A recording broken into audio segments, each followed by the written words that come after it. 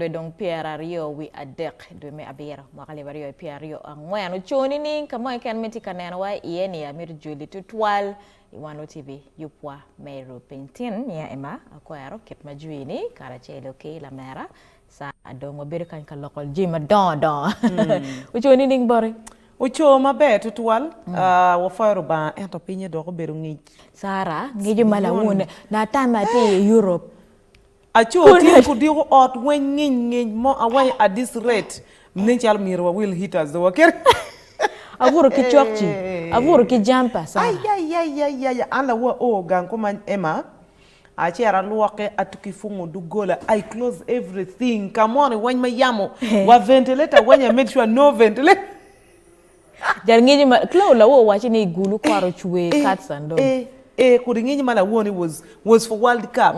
Tina cho kudego cha pa chela as usual my routine time mecho dione ema chara pa miero katiki belangiti ngom wen ngi koma wen kuman en na wayo dione man ngoni che cher changat ka luwake bene was a hustle. Ento I would rather be in coldness than heat. Than being in heat. Jal yes. Extreme ne wen raja. Kali tutwal be raj. Kangi tutwal be raj. Ema ngiji twer itwer ka treating ngijo ento liero pe twer an chalo an komati very allergic to liero ka ngom lier tutwal kuma no ngura eni wenki wan wen atiki necklace matin nacho anyway ke boka kon experience mi mala wo I watch ni lawyer accident mana ja la wo wa o around banda la chomo tika rio motoka pagiana motoka matidi kiluoni maika matino tina ni why I don't know whether it was corona or what I didn't check so truela tika bino la choni miro karma no tika miro ka overtaking kuma ni only to realize truela ti nyime doka kadung miro dugu kuman and ni one ben wati taxi be oti bino kadung we almost had a done collision. Oh my goodness. Driver wa paleki motoka kuma ni which are parking motoka kuma ben no space tema yes there was some little space ento Emma just imagine there was no space. There was no space, there was nothing dano goyo duri motoka you cannot believe ento gina foyo kilbani driver was very calm come po miel wa conductor when way mukama katonda tetufira wanu dano logoleb when jomo ken tiga logoleb nam jomo ken logoleb wadama we had so many tribes mutaka enani agwa idilu ba karama accident biru kuman max biru sara ine intamani ti speed ni on wera overtaking ni jam gonga mir o yor tuare o late instead of o meto agwa idilu ba fu itutwala so o gang rumu chama pin afoyo mer ba agwa idilu ba matini ina yegere saving one because you just imagine twela enikano hitting one way aningi trailer pechung twela kongchung then no loading twela mu loading ba mado ke Kenya dutika bin loading motoka ene magi kere ni you just imagine twela mu loading rukmen enoni kon la wo furo lor me wana me guri ke afande so you can just imagine but our driver was on the right gene and on the right track so perme bedo ko motoka manoti ya nyima wana tika fori ma tika miro ka overtaking then no bu colliding ki trailer matwela no bu gene one way ujonne joma do taxi magina wa ku diko en kon giti kon ke paraya joma riyo ki bora ngwet ki motaka mabela wo furo lor ma wana me guri sara wa foiro bani roba for sure we sara highlights ma mero lor ye lok me match to parliament ma bulu tika chake ane lok any social media no pani ang ni bulu me Uganda be gubu kelo wigi chalu bulu me Kenya ento furi wa mira konga nena kadi dagibu oba kudiko negiti wa is another issue waja ni wabichero bene is another issue with the conditions me Uganda ipo yo chencha la diet me police katika statement wa ni petting armo makibi ye me chero ka matching ka okere parliament me Uganda why reason being Uganda of course learning a lesson from Kenya in na chincha kitma vulu chero matching kere chero we parliament me Kenya which are go hijacking Kenya parliament me Kenya go hijacking wa mess the symbol of parliament per speaker ni actually in law it means ni the parliament of Kenya no ti null and void because go capturing parliament sara me niang pingaro bonera wa kumbero wacho bulu me Uganda kiti ka chero ka matching to parliament pengo genu wako gen gitika matching nyo gitika work nyo jemo mecher kre parliament achiel gitiki jemi amaromo abiro nyo ma ti very important ma gen gitika waino miero parliament meeting achiel gen gitika wai lok pa chamchana corruption dong umu Uganda long. And you so many cases about members of parliament have been implicated in issues of corruption, lokpa mabati scandals, lokpa the service award rewards pa the commissioners of parliament. So among the MPs magingu lokopera go wajo the speaker of the parliament of Uganda, Miro Stepping Pin, Honorable Afoch and Esther woman member of parliament Mezombo, Mati commissioner Miro Stepping, Puga plus Selwani and the other commissioner Mapangi Mabe, the one who is from Western Uganda. Nibiere Miro Stepping. Jomo Kentika Waji, Joel Senyo Nibiere, Miro Stepping Pin, and then a section per members men nope, because the allegations Makikere come Senyo ni 1.7 billion shillings. During the mobile chairperson pakosasi. And then mobilization mabulu utika karte kere social media tin ngi mirgo matching pange ka match bu o jemre bu o parliament ero any jemni bu o ma era bu wachi why development story matika chaka mateka as we say right now kitia ko kafu yo when macher to parliament ki season so but wangeo kama jo bu o year with their match. Remember also the city square itself is actually, if you go even up to here pinka kan around gogo area man donyo ke chair malakuma when the one no UPDF away man ngo karman gitika protecting parliament bulu ma Uganda gitika chako jemo tina ero any food lock mafutika chaka developing story adwokine nywa matika chaka ne koni wabeki karma kelena iwu kono wana lock mo kana matika time ken pen kumbeti kabaka me bugana kan Ronald Muwenda Mutebi Odwogo chen kilo me Namibia kama eno cher kanongo treatment Namibia no kwero extending visa ki kabaka lo na tamani la kodi cooperation ma pan-africanism tika chaka kere ne ki yap borders weng for biachara and kupuwat no lok me extending visa no pe beda yela twale ki ruoro lo gok nyo dana beno mier kong ni kabaka no lok me the visa ne extending his visa peke kwaro ento Emma government pa Namibia through the foreign affairs ministry ki internal affairs gen go wajone gen no chuero chungi matek total ubedo kirma a section of Darme Buganda go kere igene Namibia kono magen go alleging ni ki mako kabaka oni ki hijacking kabaka ki kano kabaka so Jomi Namibia wajeni Mono was against that diplomacy and the foreign policy ki winye ki wilobo mukene because gen waji winye between Uganda ki Namibia tima be so why would a section padano mecharo kere kuni Namibia me wajini gen gumayo kabaka nyogi hijacking kabaka wa gen waji no pegi wo medo visa stay pa la dit kabaka ka kumeno eno mier dokwe o doggang and that is how he comes back. And yes. You bring a very good point, Sarah, in terms of foreign diplomacy. Yeah. Allegations and that balo nyingi. Yes. And so ko du kongang kada Ramadan. Yes. Gungo I need they are okay. Me receiving any diplomat in their country, but gen mapegi is dar magitiki politics magide. Of course, all this politics was fueled by some of the noob followers. Ke ner mabet and kumbeti ene ke loki wagana mapol gi wani chagulanyi take a losing popularity now in Buganda, as they say, because one of failing controlling his supporters. Ken dan magilopere were people like Lumbuya and the rest of them. So many noob gene activists magu gen gukelo lok enemy.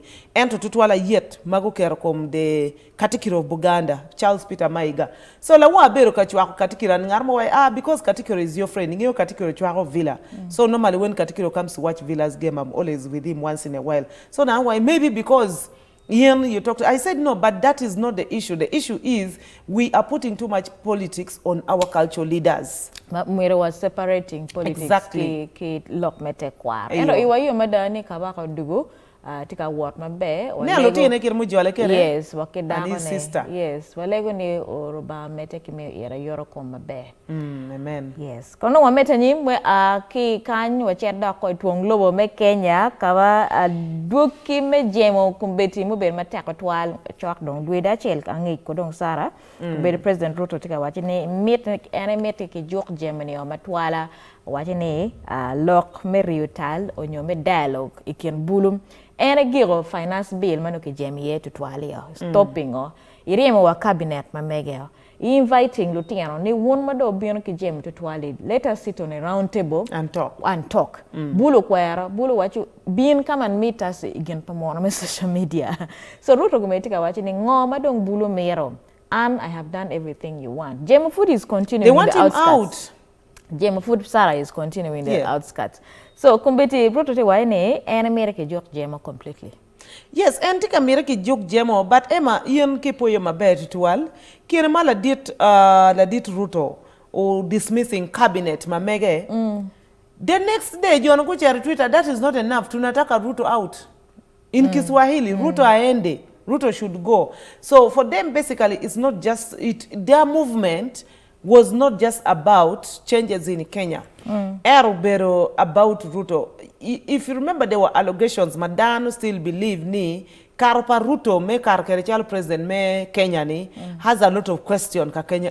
But Sarah La Peña tiene, is it about the person or the policies? I think for them it is the person and not the policy. It is not the policy. For them it is the person and it is not the policy. Yes. And but I also like Kamwani Raila Odinga Wajuni. Yes. Much as Otuga made a dialogue, but we also want justice to prevail because in ano chincha mo abiruka lokere. I think it was last week or last week, but one Maki no dan. Actually no, it was the time you were in Gulu. Ki no group dano maki nero maki chungi kavera ki onyo on some rubbish gene pit in Kenya. So again a capital city and police no tika investigating whether and it was related to police arrest when and the Human Rights Commission is asking jo eneni kong wakumbeti case ene futpukati wao. So thousands ki thousands padano ki hundreds padano guto ma ki binu ki hijacking yin ki gangi ki cher ki nere and they throw you in the pit somewhere. Kibena dano moto during this protest Sarah Jemo eneni ki wachi dozens dozen ramo or like 12 and above or 24 Kenyo. So kumbeti lock my waja ma Raila Odinga opposition leader te waja nene. Ni kong ki sorting out justice pa joma ki mero en ka don ki mete don ki lock ne ki gek jem. But also bulu magu jem to twal enone giti kwena ka don kiti luongi dialogue begi pegiti kakati. Pegi mirror dialogue because pegi mirror actually dialogue. For them they just want Ruto out. Because and I keenly follow. In 2019, I chaired a team course more in Kenya. I was in Naivasha and then after that I chaired in Nairobi. So we are with the alumni is more better Kenya kono erani. Some of them are in Ruto's government as I say right now. Tia Gubachel, T office for president, and I keep on talking to him. Wajani, one of the things is that dialogue my president Tika Mirani is not going to come to terms because Vulu me Kenya, tika mieto, Ruto out. And constitution me Kenya protects the citizens me Kenya. Not like mamekwa me Uganda, ma protecting the president and his cabinet more than us, the citizens. That's why neno jemo I Kenya yot. It worka cherka jemo. They call it total democracy. But Emma, also one thing, amira wat kidano, dangers of total democracy, tie command enemy, you're taken for granted. For instance, kian ma vulu enu go hijacking parliament. I looked, I'm like, you remember the incident of Donald Trump? That wouldn't happen in Uganda. Even in South, even in USA, the Capitol Hill. The Capitol Hill. Yes. In you cannot, baby, you can't go and attack a state power and kiwere. And for me, that's where apparently Ruto's security was sleeping. They were napping off completely. Nga macherka attacking the parliament. You cannot. In America, they tried where they say America tiki democracy, but they could not. Anyway, lokme chiwi pa Kenya alternative giti kwane giti ki given giti ki nga Joe Biden mamegi in form of Raila Odinga. but Raila Odinga this time round, honestly speaking, but what work Kerala kuma. However, the Raila Odinga you know, and the party comes from ODM. ODM is the largest political party in Kenya, by the way, right now. Now, politicians are very smart. Chama kene timu jemichi beru mot. Beru chalo yo. Uyo kaya tiyene diwoche korko beru mot. No karamano kai. So there is a possibility in Raila Odinga through group mega maybe gitwarka fueling this demonstrations and beru mot. This time don't just make statements. Dan maduong te wache ne jemo pa bulu ene is not just bulu. There must be sources. Yeah, of course. Because for us in social movement, unit of social movement. A social movement to happen, there must be a leader. Team leader either team leader any kati work directly in your team leader any better an undercover team leader. Can either be foreign or can it be a national. So Lopa Kenya ni Umiro Raila, Ruto Umiro ko team kong kwed kong. Jo any mono jo matika chwaki are they foreign policy foreign guys nyogiti his counterparts mati Kenya enoni. Ruto tiyo kamalier no tamani firing cabinet new stripping policy ni ping we joko jemu ento food kumbedi bulgiti kamera eno lock meriutal petika konyene wangwati kunum manyene we berki kero mekelu keluna iwu kono wa Kenya kono kwa chat ilobo me Tanzania wa jirani wa choka kaka en president makono megu Samia Hassan Suluhu kumbeti kitika wachene riemo minister mamege ario olo pingo ki wachene minister achel ki winyo igen pamono en social media achel le matika wachene i 2025 karme bolo kui peke loyo ki ballot ke kan kui ki loyo no la kwano ne aye determining log enayo wero kumbere president megu Samia riemo nyo firing ministers ario Sarah, why did that pingo la cho making statement? Yes, I watch in Tanzania is not known for la kori lock bola kumano nyo rigging nyo ngoge unless makape wange but mo wange neni Tanzania is known for clean voting kingongoge so kiti watching ni lock enene aye wa mego riem komedi Samia la cho ni minister ni watch and he was joking. But you can't go and make such a statement. Karino and bene kariemido. Pay it were making. In other words, atemuka interpreting statement pa minister ene. In other words, minister notika wajini Suluhu because Suluhu ubuchungi in the next election 2025. And maybe antika wajini maybe Suluhu peraki ker mekarkui. Nyo maybe tika wajini guak nyo vote election rigging ububieno. Enta benamiro kamini kong a little bit of gana pa jo eneni Tanzania. Again, I chair Tanzania, and I met Jo Megene, political party Madit, and me wazalendo enemy. Ingeo Jo enemy, giwaini giti total democracy. Ento wachi, gien their political party bene, teacher alum meka NRM kakany enemy. Mainoni they are the majority. Manyote ni presidents mage ureini Kenya ni wengi ai political party chair. Yes. Hassan majority. Yes. Benjamin Kapa. Yes, majority of them. Motoninga, John Magufuli. John Pombe Magufuli. So, nya chela arwate kere ki Tanzania. Nye Francis, she's the youth leader of one opposition political party Tanzania. And she was telling me, there's a time mano and la dit John Pombe Magufuli udaroge tutual makai kelo anything against political party mameki kuman and some of them were even being arrested. Kene ni Tanzania, ken mano ki managing get news dini because the president in power karechel ki cabinet ministers mameki hubero katemuti mabe for the government of Tanzania. Where okadi no ni je mo mati negative about any person mati against government pekati waro cleanly because en gin muti mo kong ma chel kong he made sure near uwiro kom gima be by serving government in mabe. But Sarah, ke comparing kin one dek any countries a dek lewa dek in Uganda, Kenya, ki Tanzania. One Kenya olo nying me rigging unyeg ikomwa. Eno Tanzania lock me ballot rigging power winning to twal.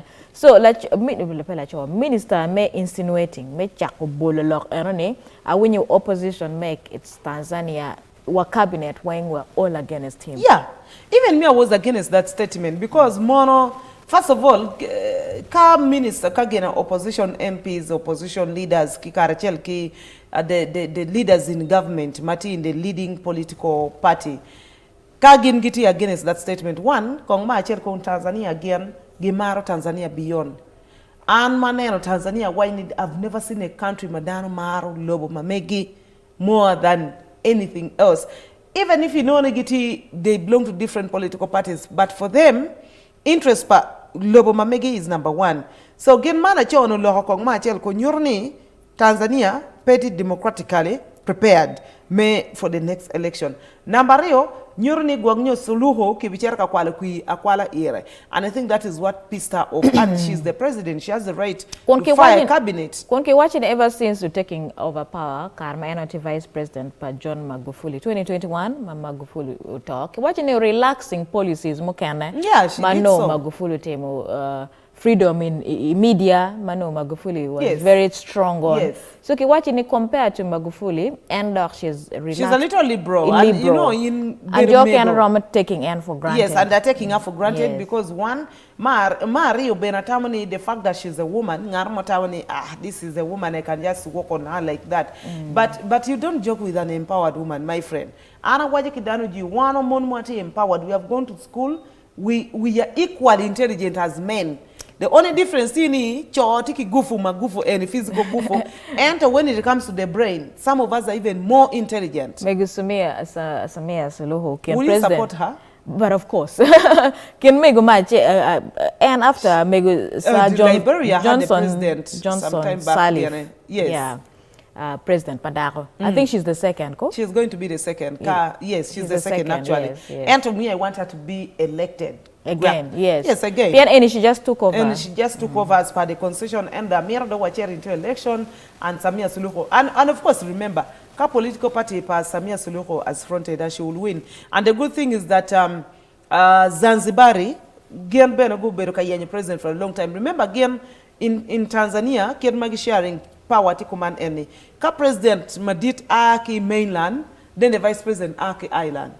Oh, Manuti is Samia no Aki Island? Yes. Okay. Samia ka no Aki Island. Because I remember in 2019 when I visited Tanzania, Wacher was Zanzibar. So they were even telling us ni Vice President me Tanzania Aki Kany enemy. So ka President Dongbo, Achalo and this time round ka Enokar through and she comes from Zanzibar, then the Vice President has to come from the mainland. Yeah, okay. So that's why you see Gituti Karachela and they call it the United Republic of Tanzania, of Tanzania. For the trial, Chame Lok lo wamira wagiko kakany, waidu kilok me bogalam kumbeti ngiyo kokama dirtie kom LRA leader machon Joseph Kony loko bachake tina ICC court madir. Webeki kero me loki la pirida moyuek koma kitchen rikilama ma endong tiyo tayari kumbira. Amir kongo yuyo manok kadok padugi.